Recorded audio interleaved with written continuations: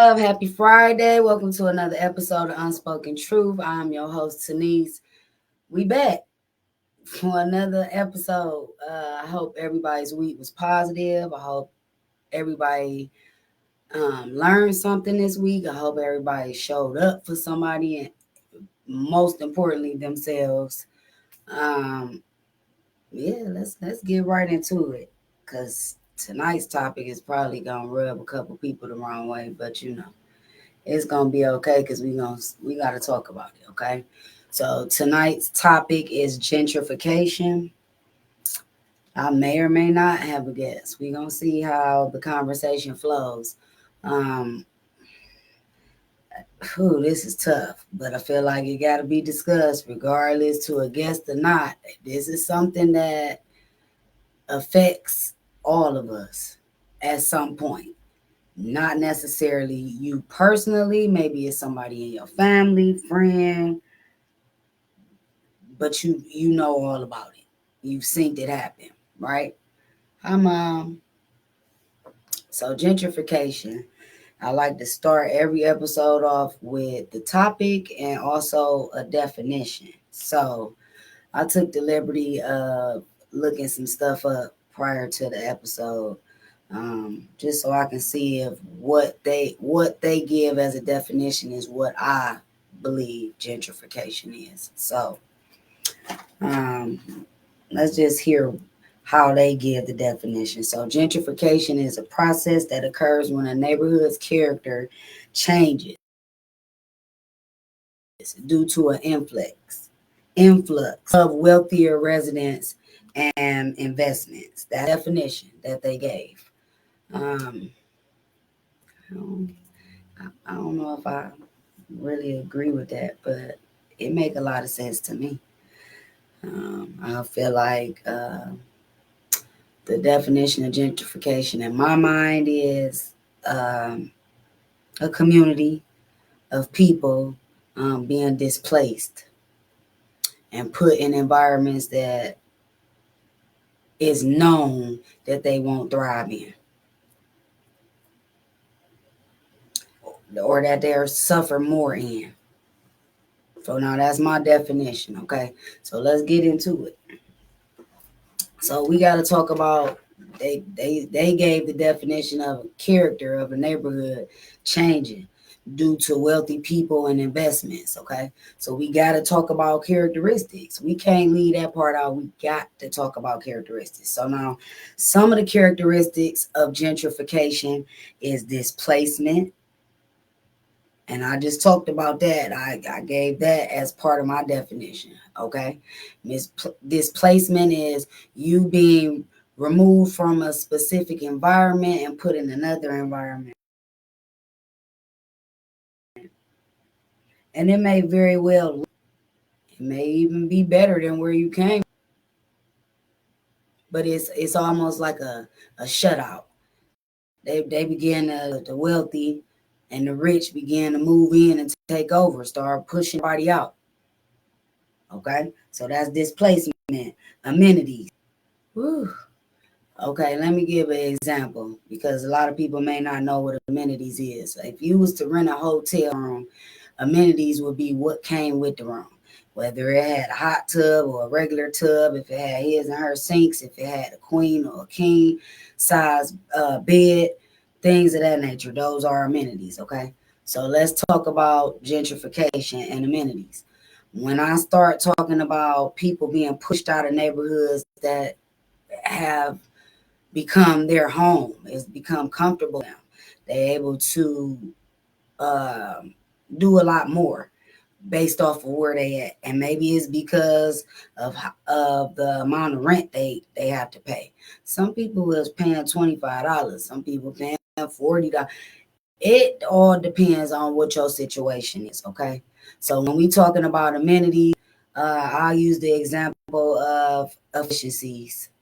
Uh, I'm not sure when efficiencies became a thing because I just thought it was one bedroom on up. Okay, I never knew nothing about an efficiency um, until I got old enough to rent my own place.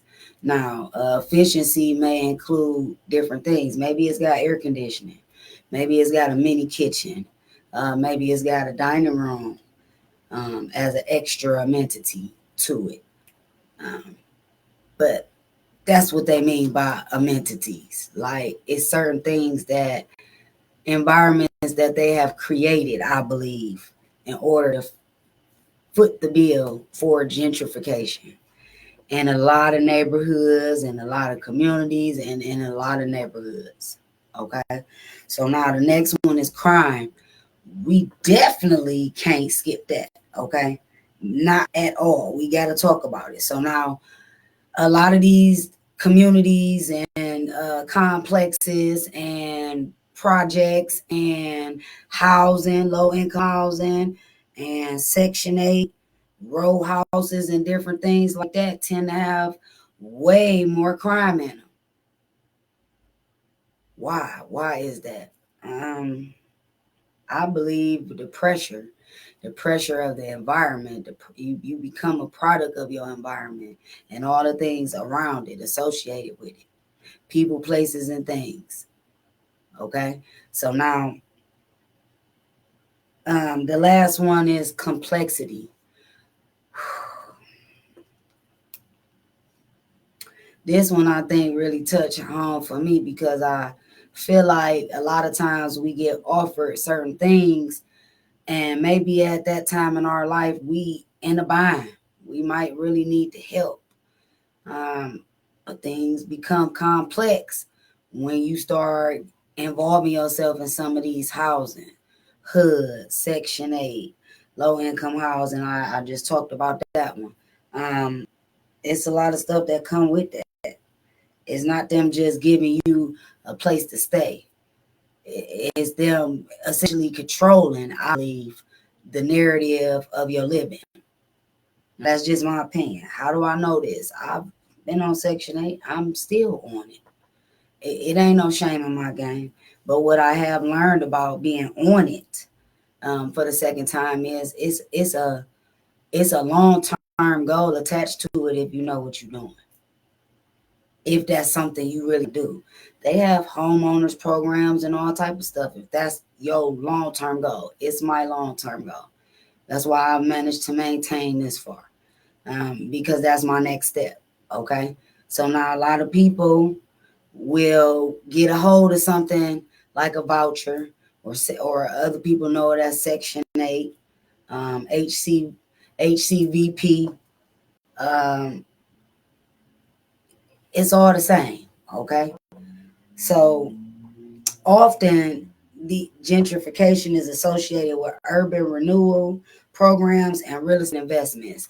We just talked about that with the definition that they gave for gentrification. Okay, we know that the rich, the people who got the money, the funding, um, the support from the state, or maybe it's their city, or the community. It could come from a lot of different avenues. It's not just one way that these type of things come about. Now, currently in my city, it's happening. They talked about it probably when I was a little kid about what they wanted to do to downtown. Now, I travel quite a okay, so I've had the pleasure of being in a lot of different neighborhoods that would be considered the ghetto, the projects, and I stayed there, in one county, and nobody could pay me to believe that that was the projects or that it was ghetto, because where I come from, it wouldn't have looked that good. Okay, it wouldn't have been upkept that well. It wouldn't have been a place to raise your kids, in my opinion. Now, I'm not taking no shot at nobody about their upbringing and the living and conditions in which they've had to be subjected to. So don't take it personal. I'm just simply talking about how once you start having kids, you're supposed to be looking for more positive, more healthier environments for you and your kid or kids. Okay. So nothing personal with anybody. But we're gonna keep it pushing. Examples I gave: low income housing. We talked about that. You know, we talked about I've lived, my first apartment was according to my income. So I'm not about to sit here and shame nobody. What I believe is it's a stepping stool. At least it's supposed to be. You're supposed to be able to use that as a plateau, sort, if you will, to build on, to grow from, not for you to become codependent. But what I've discovered is gentrification is more than just your environment, it's also your mentality. Okay? Some people, you can move them anywhere. I wouldn't care. It could be the best suburban neighborhood you can find. And some people's mindset will not allow them to deviate from their upbringing, from their environment. Essentially, they become a product of their environment. Whereas, like, well, shoot, this is all I know. And some people will say, this is just the way I am. I've heard it all, trust me. Um, but I don't want to leave out the fact that these same communities, these same housing sites have also bred some big dogs out here. Okay, we can't talk about the bad and not talk about the good, because hey man, these circumstances, environments, and situations have bred some real go-getters, some real hustlers, some real winners. It didn't change the game for some people. For some people, they didn't use that as not a crutch, but they use that as a stepping stool to take them to the next level, to make sure that they don't have to create yet another generation of those type of environments. They found a way out. And shout out to them for that, because what it does is it creates a domino effect in my eyes. Because I'm all for seeing my people win, because I've seen enough of them die. I've seen enough of them lose. So at this season in my life, I'm all for seeing the people around me, the people I'm connected to, the people I'm associated with win. Because why not? A lot of them have, it made them successful. It wasn't like, oh, well, my circumstance was so bad that I'm not gonna do nothing positive with my life. No, it created big dogs out here. I'm talking about, it's some successful people out here that come from the slums, from the mud. I would consider myself from that as well. It is no different, really.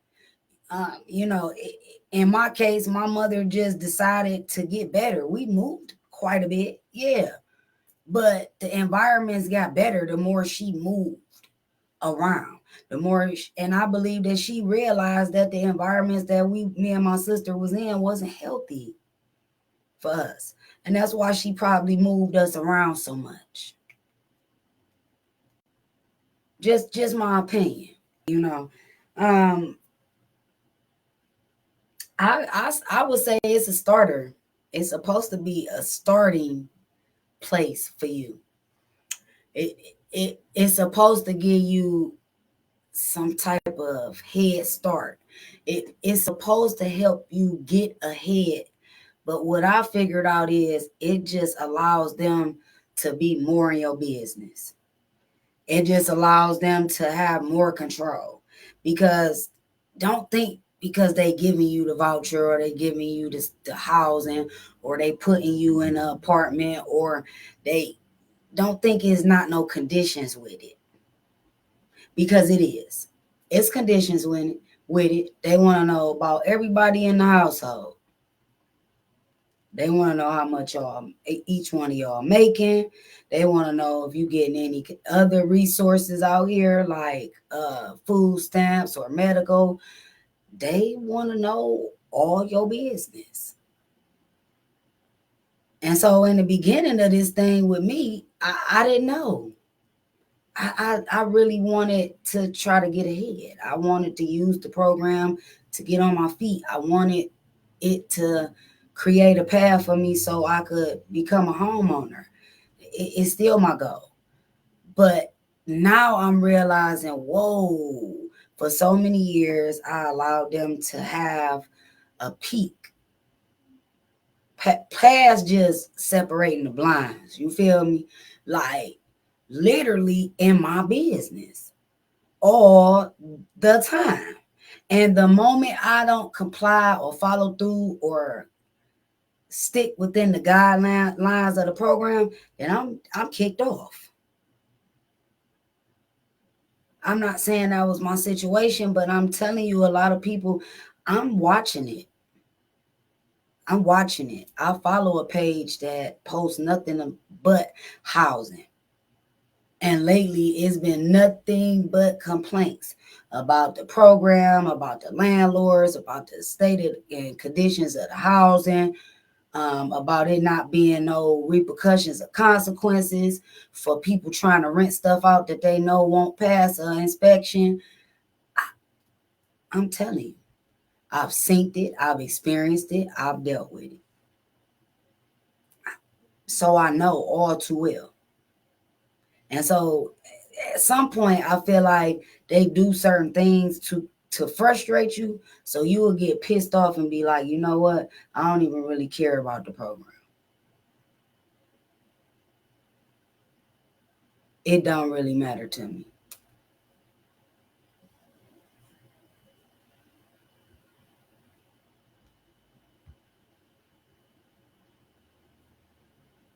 So, it depends on a lot. I feel like it helped me to this point where I'm at right now. It helped me raise my kids. It helped me keep them in some safe environments. I don't really have nothing negative to say about it because it's a 50-50 as far as the person that you may end up staying on in a property. If that person is going to be good to you or not, it's a 50-50. I've stayed in places where I've had at least 4 or 5 property managers. And I wasn't even living there 5 years. You would expect that to be a property manager per year, but I was only living there 3 years. So you talking about mismanagement and everything. No support to their tenants. It was a lot going on. Thank God I got out of that situation. But for a lot of people, unfortunately, they can't. Maybe their funds is low. Maybe they don't have it. Maybe this is the best they can do right now. And you almost have to skin and grin. You almost have to bite your tongue. It depends. Some people will say the hell with it. Because if I gotta jump through fire hoops, I was once like that. So frustrated with the process. So impatient with the process. That type of mindset will drive you crazy.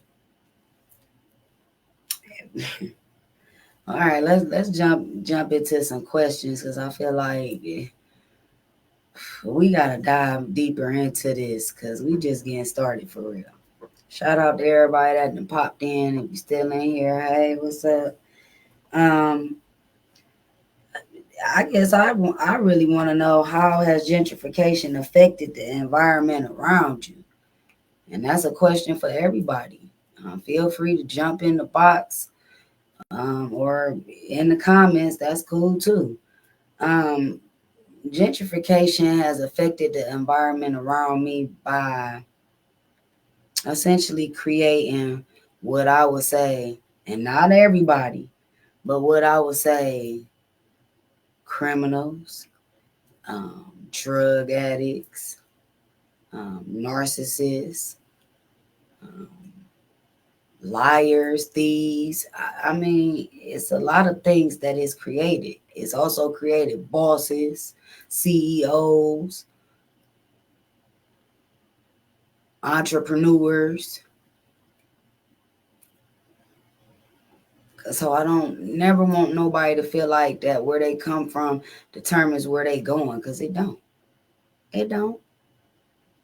It's back here. It don't even matter what went on back there. We talking about what's going on moving forward in your life. It's meant for you to reflect on so you make sure you don't go back that other way. Not for you to get stuck on it and reminiscing and now you can't let it go.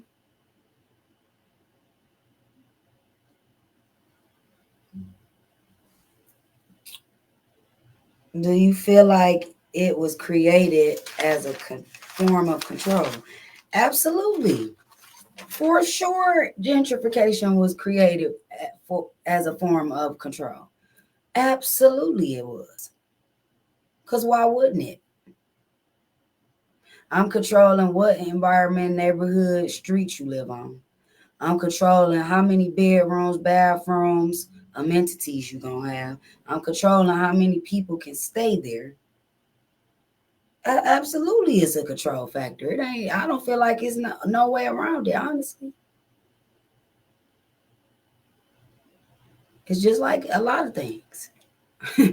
It's just like a lot of things. And what happens is you get comfortable. And that's why they were saying complacency is a characteristic of gentrification. You get comfortable. So then when you start elevating and bossing up in your life, maybe you know, one of your businesses you created start generating some revenue. And now your income is outside of what it is qualified for the program or qualified for the housing. A lot of times we don't know how to let go. We don't know how to let go. We will, and I'm guilty. Trust me, I'm guilty. And I'm just as much of a hustler as everybody else, okay? I'm guilty. I think that for many years I got comfortable with not having to do too much. So now God done dealt me some different cards now. No, you gonna take care of everything then since you were so complacent. And I'm gonna make sure and create a way for you to do it. So if your goal is to be a homeowner, I'm about to see. By putting you in an environment where it's a possibility that you could walk away from the lease at the end, being a homeowner to the same house that you lived in. To me, that's a boss move if you can make it happen. But I'm a firm believer. I go after everything I want. I ain't gonna stop. I don't care what's going on.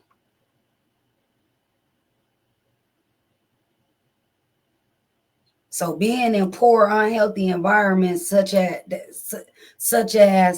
the projects or low income housing, or hell, I come from East Cleveland. Anybody that's from here know what that city look like right now. It's a non-existent.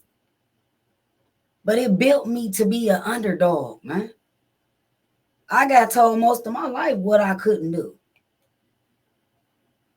All I did is use that as fuel to propel me to do exactly what I got told I wasn't going to be able to do, man.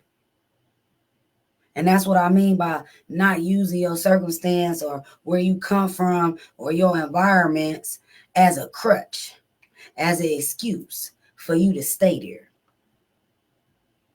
Yeah. Yes, it does. Yeah. Struggling make you a monster. Shit build character. It sure do. It sure do. Mm-hmm. Because I feel like a lot of people would not be where they at successful wise, in their relationships, marriages, with family or whatever, if they didn't go through certain things. This is just my opinion. And that's why some people will take the same cards that you've been dealt and do and run with it. And I'm talking about not miss a beat, not miss a step. You don't hear them complaining about nothing. Because at least they got an opportunity, man. Everybody got the same 24 hours. This is an analogy I learned early. You got the same 24 hours. You can't be walking around here complaining about What ain't coming to you when you ain't put in no work? You can't. It's impossible for you to reap the benefits from some work you ain't did. So get in line with the rest of the people who complaining, whining, bitching, moaning, and got the same 24 hours you got. You done did what you needed to do with your 24. It's the end of their 24 and they complaining. They ain't accomplished shit.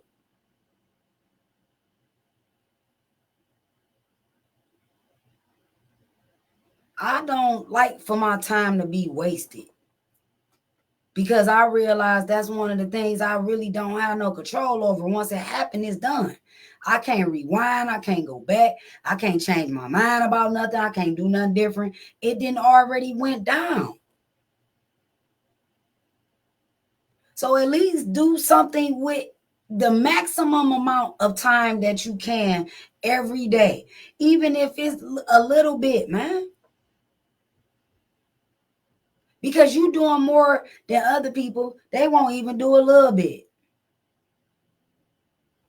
But guess what? All them little bitty wins that you have, they all gonna be strong together, and it's gonna pack a major punch. It's gonna put you exactly where you supposed to be.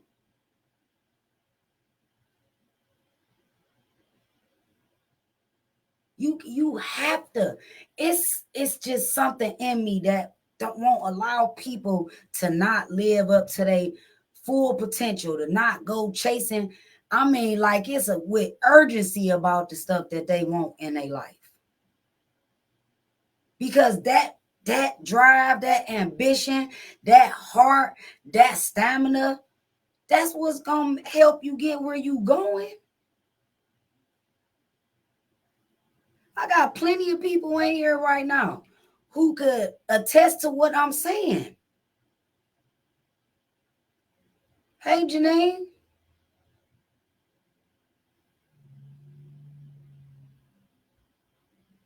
talked about it. Talked about it for at least a year. After you talked about it for at least a year and did the work, now you a owner of a hair salon and a hair store. What? A beauty supply store. What? You a great example of what could be done if that's what you want. Geek Gorilla too. Hey man, you people know what time it is.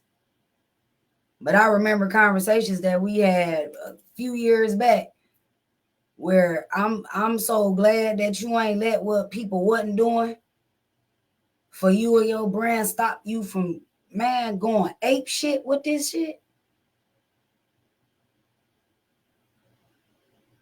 Look where you at now, cuz people know you. It doesn't matter who don't know you. People know you. And they never would have if you would have stopped before you even started. It wouldn't have happened. It wouldn't have happened. You synced it for yourself. You put the blueprint together. You spoke it into existence, and then you followed through. That's how you kick fear ass. You come up with a blueprint. You start speaking that thing into existence, and then you start following through. That's it. So I said that to say utilize the people around you that's winning right now in this season as inspiration. Don't be on no hating, jealous, oh, they from so and so, why them? Not, don't do that. Because all you do is put your flame out, man. All you do is sabotage what God about to do for you, what the universe about to help and assist with you when you start looking at life like that, man.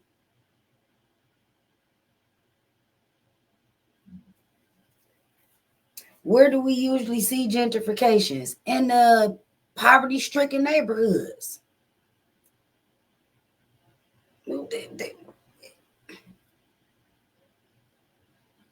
We know why they was created. It ain't no mystery to us. And then we got the nerve to have children or cousins or family members that walk around here claiming certain streets or neighborhoods. And the only reason why they live there is because that's the only place somebody could afford to stay at. Nobody owns nothing over there. And see, that's how they screw us. They automatically label us as defeated, incapable of ownership. And to me, that's the biggest issue with gentrification. Because they already say in their mind, as soon as we come to the bank talking about what we trying to purchase or do, we already singled out already. They already talking about what we can't have or what we can't do. Before they done check the background on us, before they done ran a credit check, before we done discuss money, before any of that. We are not given the same opportunities as everybody else. When you coming from these type of environments, man, you looked at as, somebody believe they better than you. Somebody believe they above you and you below.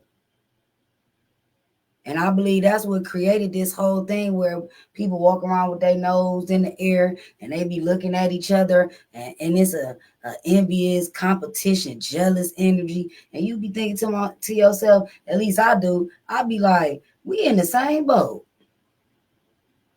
This ain't about tax bracket or nothing. Because the war that we involved in right now ain't got nothing to do with nothing you can buy.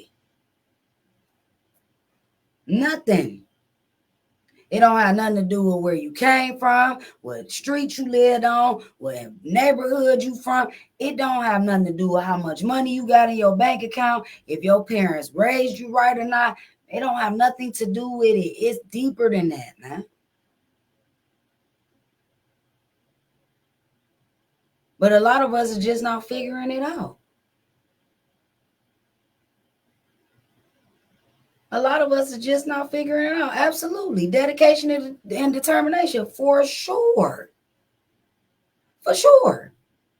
Because if you lack those two things right there, man, abandon ship, you might well jump off the boat. Because that boy gonna sink faster than the Titanic. You have to.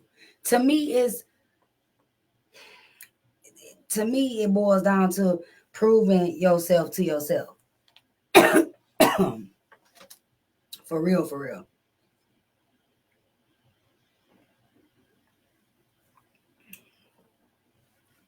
Because if you can't prove yourself to yourself, regardless to your background, history, whatever, it's a certain upset, I think. Excuse me. It's a certain upset, I think, within your spirit when you don't go after certain things. I don't think it's no greater disappointment than the disappointment of yourself. Now, when you a little kid and you growing up and stuff, you want to impress your parents. You want to do the things that you think make them happy or proud. But I advise you to start doing that same thing for yourself as an adult. Don't let the things around you, the things that happen to you, the places that you done been subjected to get in the way or stop you from going after whatever it is that you want. Do it.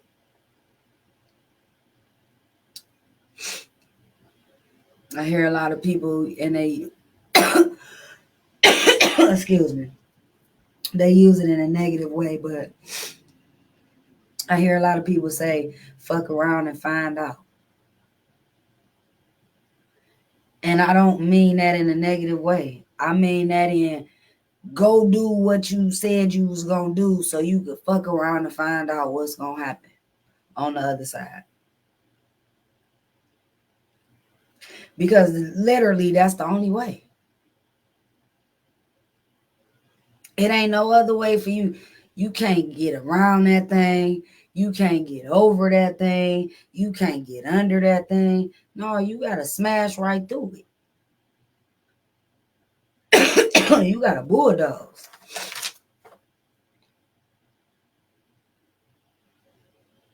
You gotta make it happen. And when you start doing that and people start saying you like, oh, okay, you weren't just talking about it, you being about it. Especially for the person who didn't believe. Oh man. The look on their face be priceless, dog. I'm telling you. What has gentrification created in our culture? Division. Division all day long. Because now you got people talking about some, well, I live in such and such, so I'm better than you. You ain't going to talk about all the sacrificing that you did to be where you at. All you going to keep doing is trying to showboat, show off to somebody. Oh, because I'm living here and I'm doing this and I'm doing that. You got to be careful. You got to be careful when you got that kind of spirit. I promise you, man. Because just like you get blessed, you'll be stressed. He give it to you, he take it away. But you can't have that kind of spirit. It definitely then divided us into some of them believe that they said, oh, I'm too good to be in that neighborhood. Or I'm too good to be seen around there.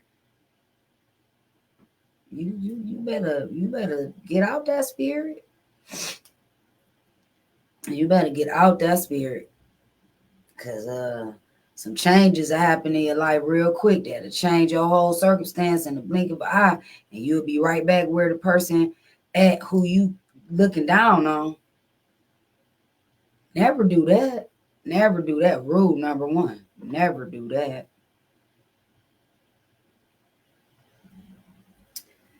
How has gentrification affected me?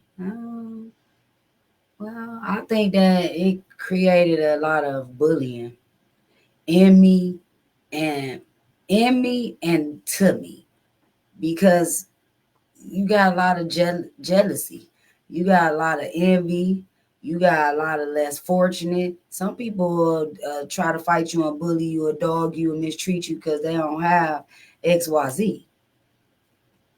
Not because you did nothing to them, not because you said nothing crazy, no. I'm just unhappy, literally down to my core with the cards that I've been dealt with, my situation, with what's going on at home, my schoolwork. Maybe I'm not good at making friends. So that's what unhealthy, poverty-stricken environments created. Bullies.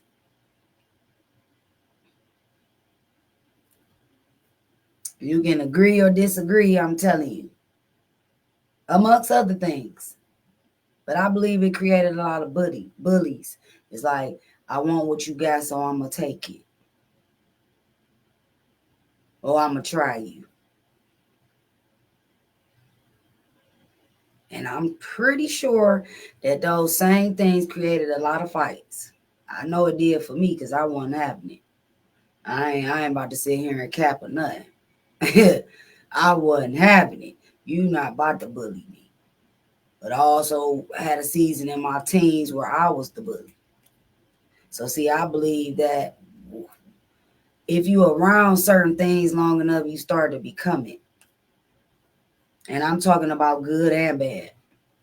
I think that I have been bullied for a while to where I turned into the bully. You know, where it's like, no, you ain't gonna take. You ain't gonna say, you ain't gonna do.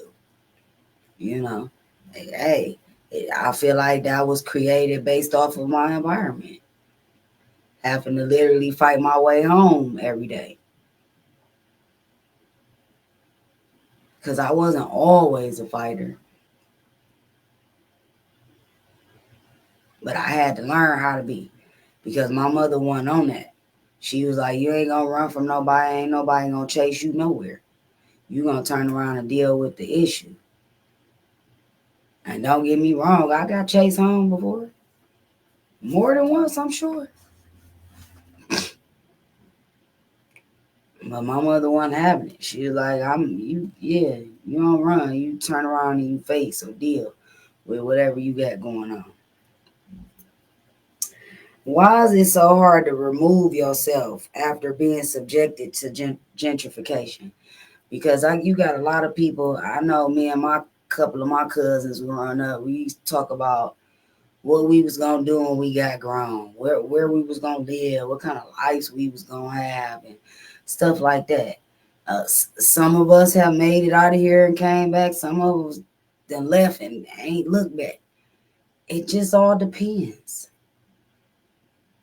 But I don't feel like no circumstance or change or fresh start is for nothing. It's only one way to find out if you can survive wherever it is you're going. Because I'm definitely going to do it myself, with or without my kids, just to see. Because you can't talk about what your life going to be outside of what you unwilling to remove yourself from. At that point, all you can do is fantasize about the possibilities. But if you ain't put no action behind it, it's not going to happen. It's just going to be a thought. And unfortunately, a lot of people have remained in the same environments that we came from today, still, right now, and have yet to leave and wonder why nothing feels like it's changing around them or in their life. Well, it's because you won't change nothing around you or in your life. Your environment matters.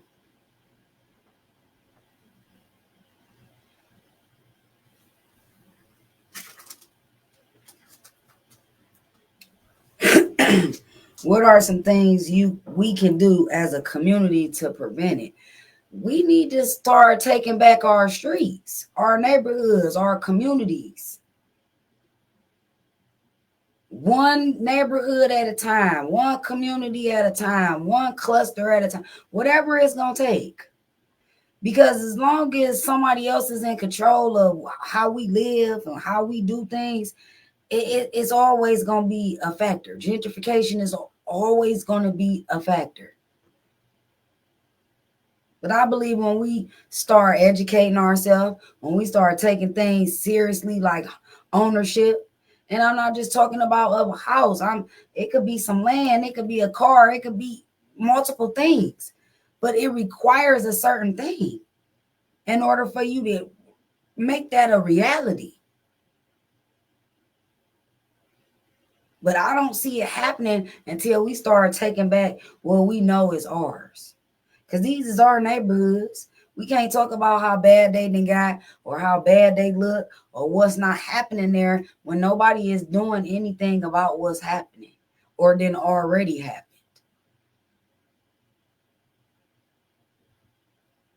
Because it's a series of things that happens in my old neighborhood as to why it looked like a zombie land today.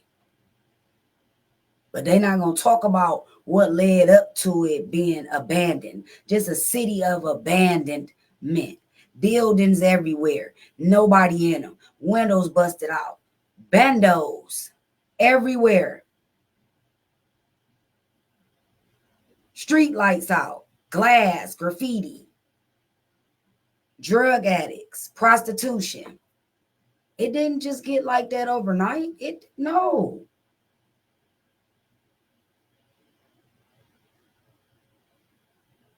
But the effect, and it's so crazy because they say that gentrification is when wealthy people move in. I have yet to see anybody wealthy move in and take over the city where I'm from. And a lot of money go through that boy. That's the part that really trips me out. Y'all, they have reunions every year where they sell this and they do that and they raise this and they do and I'm shout out to anybody from that neighborhood that's actually doing something. I can't wait to see it. Because it deserves just as much of nurturing and TLC as any other neighborhood.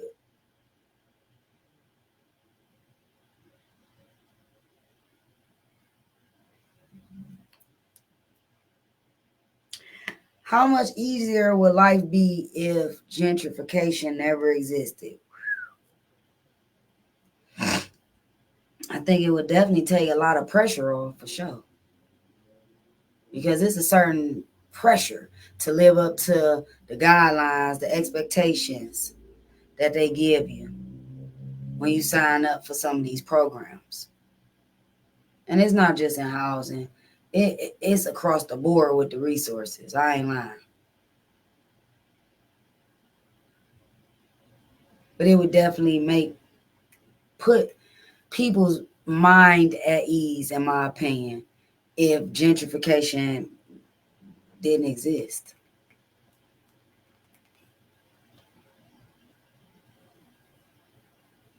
But it also have to start with us too. Like I said, taking back our neighborhoods, taking back control, making sure that we patrolling our own neighborhoods and keeping our own safe. Actually doing something to create a legacy and generational wealth for our kids and grandkids and their kids.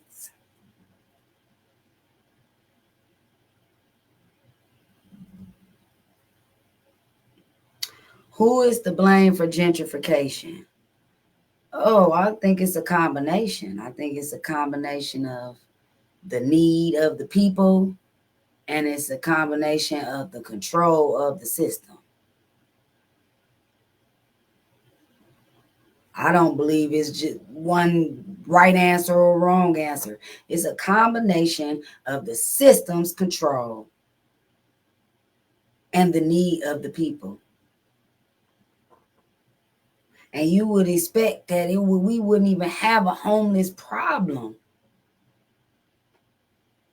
across this country because of these programs and these resources and these services. But we do. We got a major homeless problem across the country.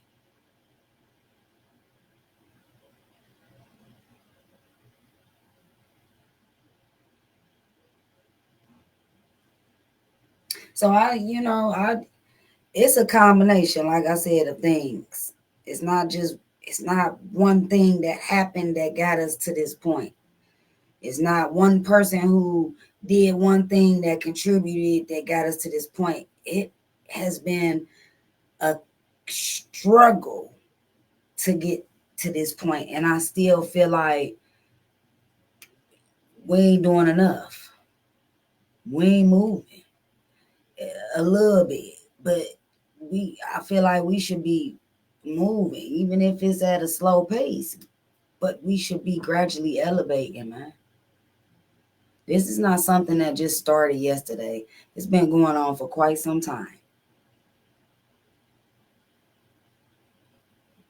But we just now starting to have the conversation to even discuss what it all means, what role we play in it, what we can do to change some things. We just now having a conversation. And maybe it was 50 plus years ago, 100 plus years ago when it all started. But I will never believe that. It's been way longer than that. How can we change the narrative for future generations to come? Well, I just feel like I just answered that with the last question by saying we have to have ownership of of the things that belong to us, whether that's a house, a car, some land, whatever, a business. Ownership is the number one thing that has to happen in order to change the narrative in our own backyards, in our own neighborhoods, in our culture, in our communities. That's the only way.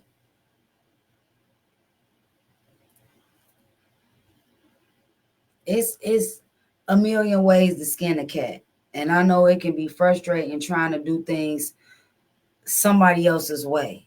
But understand, if that's for you, it's a way already out here created outside of the way that you keep trying that won't work, that will work. See, what I learned is in this life is when you want something bad enough, the universe will set the whole stage for it to happen just to see what you gonna do.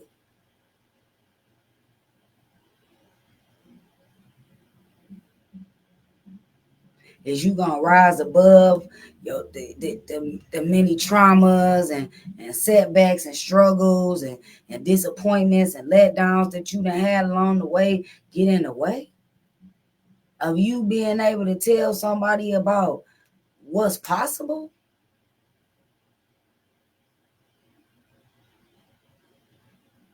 Yeah, they need to know where you come from, but they also need to know where you going, where you at, what your plans is, how you got started. Because most people won't move or change their circumstances because they don't know where to start.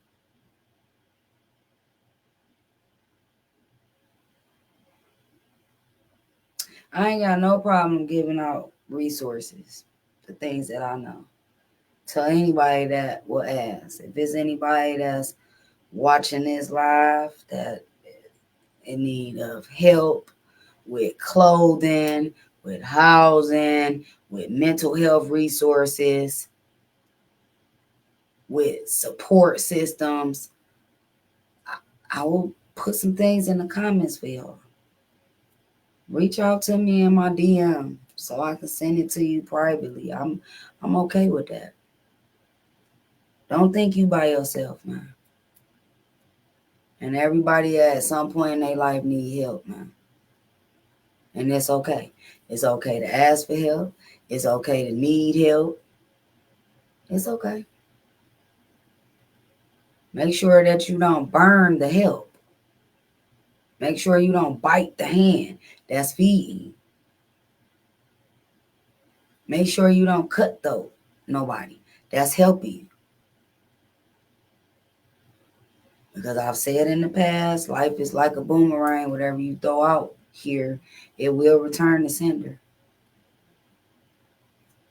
This was such a dope conversation, man. I appreciate all of y'all, man. We just gonna keep getting better and better and better and better. You know, every week. We gonna keep talking about the things that I feel like everybody wanna know. It's almost like being the elephant in the room. Somebody always wanna know something, and everybody else in the room scared to ask.